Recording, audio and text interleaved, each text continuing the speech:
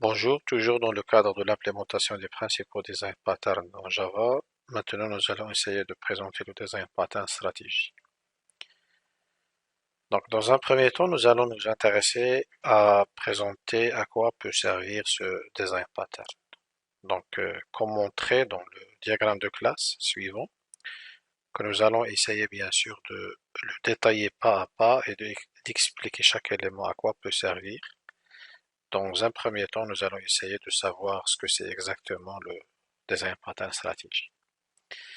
Alors, il permet de définir une famille d'algorithmes, d'encapsuler chacun d'entre eux et de le rendre interchangeable. C'est-à-dire, par exemple, ici, on a différentes manières de prêt ou bien de crédit, de crédit.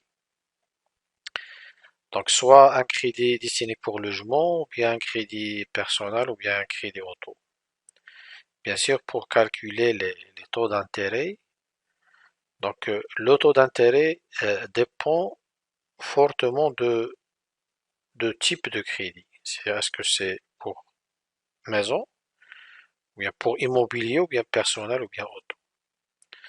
Donc les règles de calcul et la manière de calculer le montant, donc il s'agit bien d'une fonction. Donc c'est un algorithme pour se calculer le montant de total, ou bien le montant des intérêts. Donc ça concerne euh, des instructions et les étapes d'enchaîner ces instructions et aussi la manière de calculer. Donc fortement, on va avoir ici une première manière de calcul qui concerne les crédits immobiliers, une deuxième manière de calcul et une troisième manière de calcul et ainsi de suite. Et éventuellement, on peut avoir autre manière dans l'avenir. Donc pour pouvoir gérer ceci, on fait appel à ce qu'on appelle le design pattern stratégie et à utiliser dans le cas où nous avons pour un algorithme donné ou bien pour une fonction donnée, cette fonction peut avoir différentes implémentations. Et aussi dans l'avenir, elle peut avoir autre implémentation, c'est-à-dire autre version, si jamais nous avons un autre type, par exemple, de crédit. Crédit voyage, par exemple. Alors, pour répondre à ça, on utilise ce design pattern. Tout simplement, il a quoi comme élément? Il y a une interface qui contient la méthode de calcul, une méthode de calcul ou bien n'importe quelle méthode, dont on ne connaît pas bien sûr l'implémentation, sauf si on connaît de quoi il s'agit exactement. On ne va pas savoir comment calculer les intérêts, sauf si on sait qu'il s'agit d'un crédit immobilier, ou bien d'un crédit personnel, ou bien ainsi de suite. Donc ça, on le fait ici de manière abstraite d'une interface à implémenter par des classes. Et ces classes-là, normalement, doivent redéfinir cette méthode et dans laquelle on va connaître le détail, comment calculer les intérêts. Parce que ici, il s'agit de crédit immobilier, donc on sait comment faire, donc on doit implémenter cette méthode. Et aussi, on connaît les étapes à suivre pour calculer les intérêts et aussi quels sont les éléments ou bien les données à intégrer si on souhaite calculer ce crédit. La même chose pour le crédit personnel, la même chose pour auto loan, c'est-à-dire pour crédit auto, et la même chose éventuellement pour autres crédits. Cette partie-là, c'est-à-dire pour autre type de crédit qui arrive, ça, ça normalement rejoint que notre application est flexible et extensible. C'est-à-dire si je vais suivre cette manière de conception, je peux ajouter autre manière d'une manière flexible.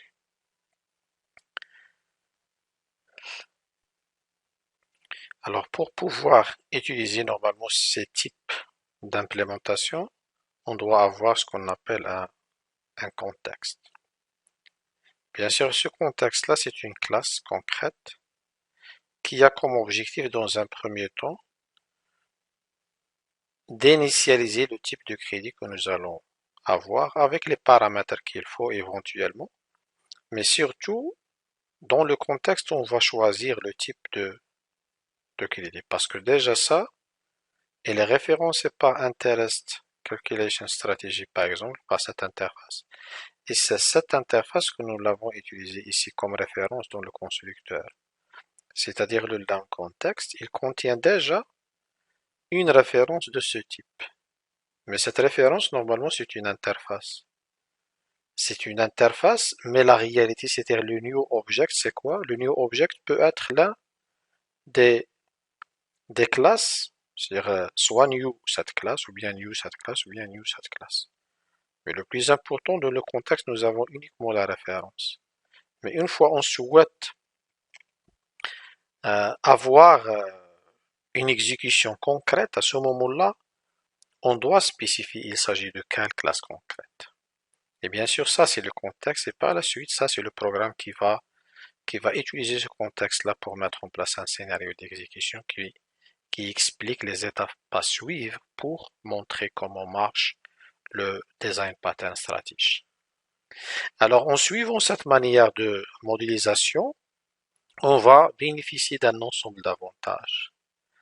Parmi ces avantages-là, on va séparer les préoccupations. C'est-à-dire, il permet aux algorithmes de varier indépendamment des clients qui les utilisent. C'est-à-dire ici, on utilise une version, ici une version et ici une version. Et on peut ajouter autre. Donc ici, bien sûr, on a chaque manière de faire existe dans une classe à part.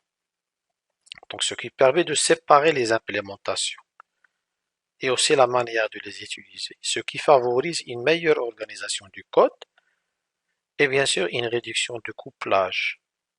C'est un code simple à maintenir. Bien sûr, flexibilité et extensibilité, comme je viens de dire tout à l'heure, donc je peux ajouter autre manière ici. Et bien sûr, ceci aussi facilite les tests unitaires. Si je souhaite faire ce paiement, je le teste à part, je teste et ainsi de suite. Donc, ce sont les avantages principaux de design pattern stratégie. Maintenant, nous allons, bien sûr, autre chose, je viens de marquer ici que je peux ajouter ce qu'on appelle les, les attributs. Donc, des attributs qui peuvent être ajoutés, bien sûr, parce que pour implémenter cette manière de calcul, parfois, j'aurai besoin d'attributs. Par exemple, je peux mettre ici montant assurance. Le montant assurance qui va être ajouté à ces paramètres-là pour calculer finalement, pour calculer le montant total. Donc maintenant, nous allons essayer de voir comment ça se passe côté implémentation et côté code. Donc bien sûr, supposons que nous allons ne pas utiliser le design pattern. Ça, c'est une chose importante. Pour montrer les points forts de ce design pattern qui est cette stratégie et pourquoi son utilisation, dans un premier temps, on va essayer de proposer une modélisation naïve, basique, sans penser aux bonnes pratiques de conception qui intègrent en général les patrons de conception. On va proposer une solution sans design pattern, on va voir quelles sont les limites de cette solution. Alors bien sûr, le même problème, et bien sûr tout calcul fait pour quelqu'un qui fait la modélisation sans faire appel aux design patterns que sont des bonnes pratiques à des problèmes déjà connus tels que le changement de comportement d'algorithme. Donc il faut penser à stratégie. Supposons que nous n'avons pas pensé à stratégie. Donc bien sûr là, on aura une seule méthode qui est concrète dans une classe qui s'appelle par exemple le calculateur. Et cette méthode, elle reçoit des paramètres. Et parmi ces paramètres-là, il y a le type de... Normalement, c'est normal de penser de cette manière pour quelqu'un qui ne va pas penser au design pattern stratégie. On va ajouter le type ici pour le type de crédit. Alors ici, on va, dans cette classe-là, on a la méthode, celle-là, son implémentation, et on va changer la formule selon le type. Donc si le type est crédit personnel, voilà la formule de calcul. Si le type de est immobilier, voilà la formule de calcul. Si auto, voilà la formule. Sinon, on affiche un message d'erreur. Donc ça, c'est une réflexion qui est simple et logique. Donc l'exécution de ce calcul-là, on va par exemple dans le main, il faut initialiser ça pour pouvoir appeler cette méthode. Et par la suite, on va faire un crédit personnel et ainsi de suite. Donc tout ça, ça marche et marche comme il faut. Mais le problème, quand est-ce qu'il va se poser? Le problème va se poser, bien sûr, comme le cas de tous les design patterns, une fois on souhaite faire une maintenance ou bien une évolution. Donc à ce moment-là, les choses deviennent difficiles. Parce que si je souhaite changer les formules de calcul pour le crédit personnel, alors je vais toucher tout le code qui concerne le calcul. Supposons je vais avoir ici un bug, ou bien un blocage, ou bien un problème de compilation de ma classe. Donc ce bug-là va concerner toutes les autres méthodes. Et si jamais je me trompe, je ne vais pas faire une accolade, je ne sais pas, il y a quelque chose qui va influencer sur les autres résultats. Donc ici, un simple changement ici, il peut influencer les autres parce que le, le- le code se trouve au sein de la même méthode. Aussi, si je souhaite bien sûr faire évoluer mon application, je vais aussi ouvrir cette méthode-là et ajouter un autre type. Et supposons que ce nouveau type-là, pour calculer ceci, on a besoin d'un ensemble de data. Donc certainement, je vais faire des déclarations ici qui concernent ce type-là. Et si celui-là, il y a aussi du data, il faut les déclarer, et ainsi de suite. Donc j'aurai plein de data, à part de ces data qui sont passés en paramètres. Éventuellement, je peux avoir autres data qui vont intervenir pour le calcul de chaque crédit. Donc finalement, je vais avoir un code spaghetti. C'est-à-dire, il est difficile à maintenir parce qu'une fois touché à quelque chose, je risque, je risque d'influencer sur l'ensemble. Aussi, si je souhaite ajouter un autre type de paiement, je dois ajouter un autre else et ainsi de suite. Il faut faire attention à où je dois faire le else avec ceci et cela. Donc, ça, c'est difficile. Donc, il y a difficulté de maintenance et difficulté de maintenance et difficulté d'évolutivité de mon application. Alors, avec utilisation du design pattern stratégie, donc les choses peuvent sembler très, très simples. Pourquoi? Parce que je vais créer une interface dans laquelle je vais définir une méthode qui a comme objectif de faire des calculs et je vais dire ce calcul-là, il est abstrait. C'est-à-dire, je ne connais pas comment il est implémenté, c'est pour cela que je l'ai mis dans une interface. Quand est-ce que je peux connaître son implémentation une fois que je suis dans les choses concrètes? C'est-à-dire, je vais créer des classes, et je vais bien sûr faire des implémentations selon le type ici. Donc ça donne c'est-à-dire, on va voir presque la même chose. Cette formule-là, maintenant qui était ici, elle se trouve dans une méthode à part, une méthode, un algorithme simple qui contient une fonctionnalité élémentaire et concerne que le crédit de home. C'est-à-dire, si jamais je vais avoir autre paramètre qui concerne le calcul de taux et qui concerne home, je vais les ajouter ici. Même je peux ajouter des attributs, je peux ajouter des méthodes. Donc il est simple à faire évoluer, indépendamment des autres. D'accord? Donc c'est ça la chose importante. Donc jusqu'à présent, je garde les choses simples pour avoir un code simple, mais en réalité, je peux, c'est-à-dire avoir une classe qui est très compliquée pour le calcul, mais dans l'autre partie, je peux avoir des classes simples et ainsi de suite. Mais chaque type de crédit est à part. Donc c'est ça le plus important. Alors ça concerne Home Strategy. Donc il y a la formule parce que je dois redéfinir la méthode Calculate Interest, voilà qui est ici. Et la même chose personnel et la même chose pour auto. Donc j'ai jusqu'à présent trois types de crédits et je peux faire évoluer la chose. Je peux ajouter autre type, toujours en implémentant la même interface. Et bien sûr, il faut redéfinir la méthode calcul et le calcul peut se faire selon la manière que je veux. Donc ces deux choses-là, ce sont simples à retenir d'une part et autre part, bien sûr, à même écrire le modèle. Donc c'est simple. Donc il y a un modèle donc d'algorithme, c'est-à-dire c'est une fonction qui doit se trouver dans une interface et cette interface est implémentée par la réalité. Donc voilà, cette partie est bon.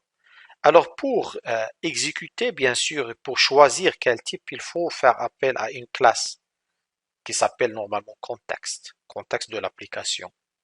Et à ce moment-là, ce contexte-là, il a une référence de type l'interface, une seule référence de type l'interface. Alors pourquoi? Peut-être pour voir, on va voir le code qui va donner, qui correspond à la contexte. Certainement, elle contient un constructeur et execute stratégie. On va voir comment sont implémentés. Alors déjà, on a dit qu'elle a une référence de type interest calculation euh, stratégie. Donc voilà, c'est une stratégie parmi cette référence-là. Je l'ai appelée stratégie. Et si je peux avoir le constructeur, normalement, parce que c'est une classe, il y a un constructeur, donc tout simplement, la variable s'appelle stratégie, donc list.stratégie égale la stratégie, tout simplement le constructeur, avec paramètres. Et je peux avoir le setter au cas où j'ai pas un constructeur, ou bien j'ai pas appelé le constructeur, ou bien je peux même ajouter un constructeur avec par défaut, mais je peux changer la stratégie par la suite, et ainsi de suite. Alors ici, il y a la méthode qui est importante, qui est execute stratégie. C'est-à-dire c'est une méthode qui va exécuter, qui va faire appel à cette méthode, calculate interest. Voilà, donc execute stratégie parce que j'avais déjà fait, j'avais déjà créé normalement, j'ai déjà une référence concrète. Et cette référence concrète qui est stratégie ici, c'est-à-dire cette référence qui est stratégie, elle peut être soit New Home Loan Strategy, ou bien New Personal Loan Strategy, ou bien New Auto Loan Strategy. C'est-à-dire, en tout cas, je vais avoir, je vais avoir Calculate Interest avec les mêmes paramètres. Pourquoi? Parce que Calculate Interest, elle appartient déjà ici. Donc, elle est déjà dans l'interface. Elle est déjà dans l'interface, mais elle est redéfinie dans les méthodes. Elle est redéfinie plutôt dans chaque classe concrète. Alors, tout calcul fait, je peux faire cet appel-là. C'est execute stratégie, tout simplement. Je peux faire return strategy.calculate interest. Alors, ça, c'est l'implémentation de la contexte. Alors, pour la mise en œuvre de ça, je vais tester les trois types. Premièrement, pour un type crédit personnel. C'est-à-dire, j'ai l'interface, elle s'appelle Personal Loan Strategy, l'interface ça, donc je peux faire l'interface, la référence elle s'appelle Personal avec P minuscule normalement ici, c'est pas la classe, mais égale à new Personal Loan Strategy. Donc je connais maintenant il s'agit de quel type de paiement. Et ensuite, parce que ça c'est, j'ai créé le type. Donc, je connais le type, comme quoi j'ai un crédit personnel. Donc, quelle méthode à exécuter? Je vais certainement exécuter, pour personnel, je vais exécuter cette implémentation de calcul de taux d'intérêt. Alors, pour ce faire, une fois créé le contexte, parce que j'ai créé le type, ça c'est 1. C'est 1, j'ai créé le type. Donc 2, on va créer le contexte. Et 3, bien sûr, qu'est-ce que je vais mettre? Je vais faire l'enContext.execute.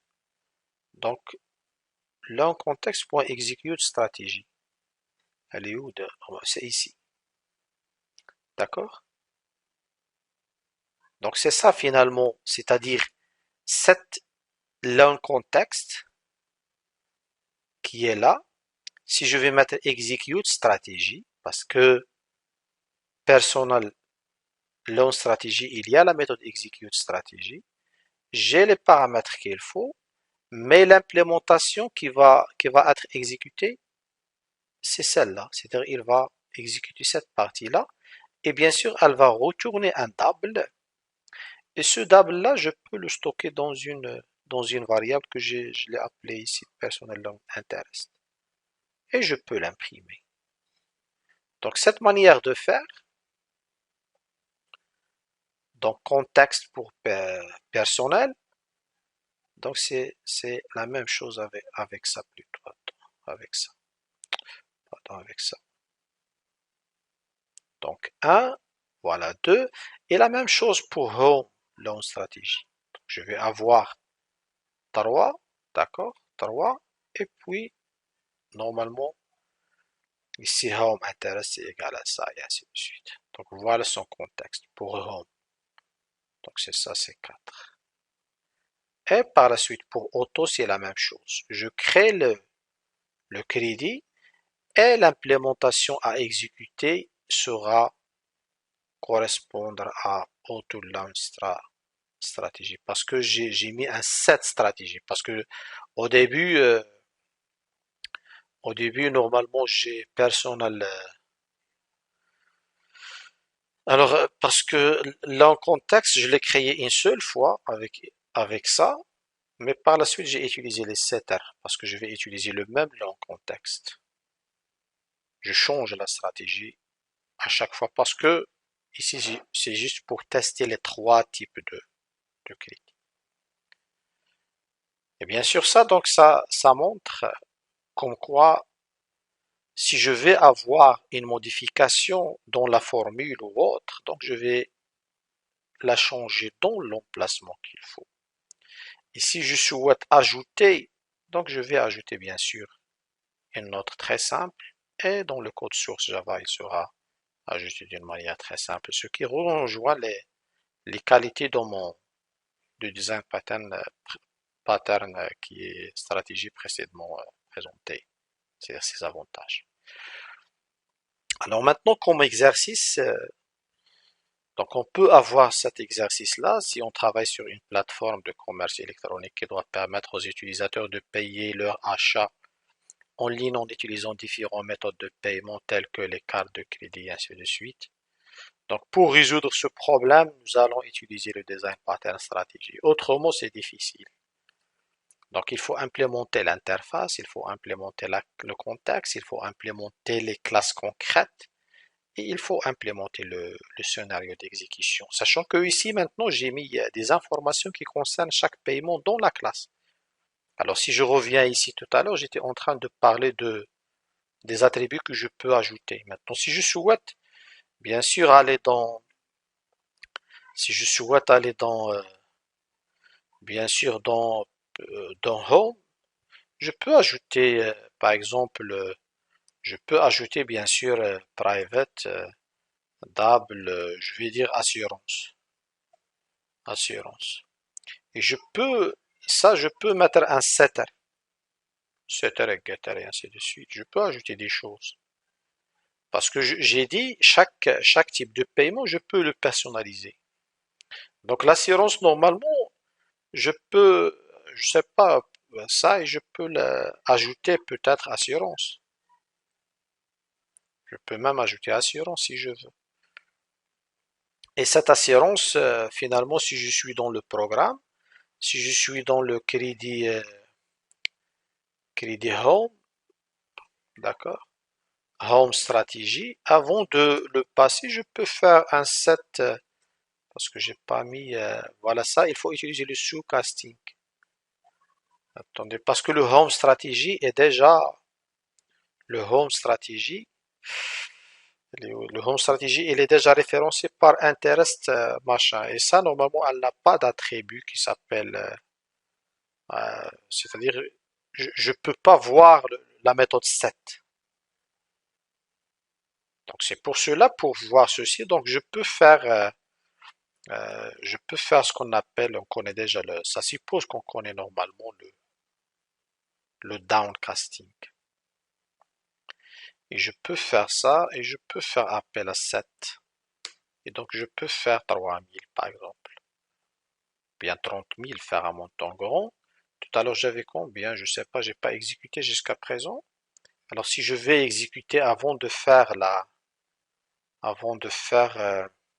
ça, si je vais faire l'exécution, donc pour le home il y a ce chiffre là, donc je vais ajouter, je sais pas, 4, 5, donc 5 chiffres, je vais ajouter un 4 et 5 0. 4 et 5 0. 4 et 5 0 pour avoir ici finalement 5 et ces chiffres-là. Alors, si je reviens bien sûr vers l'exécution, je dois faire ceci. Et bien sûr, dans le calcul de non, c'est de home loan strategy, j'ai fait plus assurance. Donc ceci, si je vais calculer maintenant, si je vais exécuter plutôt, je dois avoir ça. Donc ceci dit que je peux bien sûr, comme j'avais dit tout à l'heure, en plus des, des choses qui sont passées en paramètres, je ne suis pas obligatoire bien sûr de passer des paramètres, sinon je peux utiliser des attributs ici que je peux les mettre à jour par le biais de setter, de getter et ainsi de suite. Et toutes ces informations vont normalement intervenir dans la manière de calcul d'intérêt. Donc peut-être ça c'est un premier exemple que nous avons vu, mais bien sûr pour l'autre, euh, l'exercice, on peut faire ceci. Donc, comme je viens d'expliquer, je peux utiliser des attributs. Voilà. Par contre, ici, c'est un exercice simple. Pourquoi? Parce que dans le calcul, normalement, on ne va pas utiliser ces informations-là, mais plutôt ces calculs, ils peuvent être utiles dans le cas si jamais je souhaite interagir avec une autre plateforme de paiement. Le cas de paiement par crédit ou bien par PayPal ou bien par virement et ainsi de suite. C'est-à-dire dans l'algorithme, je peux avoir des tests, des interactions. Donc finalement, il faut imaginer n'importe quel comportement de votre algorithme qui est paiement. Donc je peux attendre par exemple un message qui sera reçu d'une autre plateforme par le biais d'un web service et ainsi de suite. Donc il faut imaginer ça comme ça. Donc voilà, donc ce deuxième exercice peut-être je vais normalement proposer une solution très prochainement. Donc voilà, donc ça c'est en ce qui concerne le design pattern stratégie. Donc voilà, donc cette démonstration touche à sa fin. À bientôt.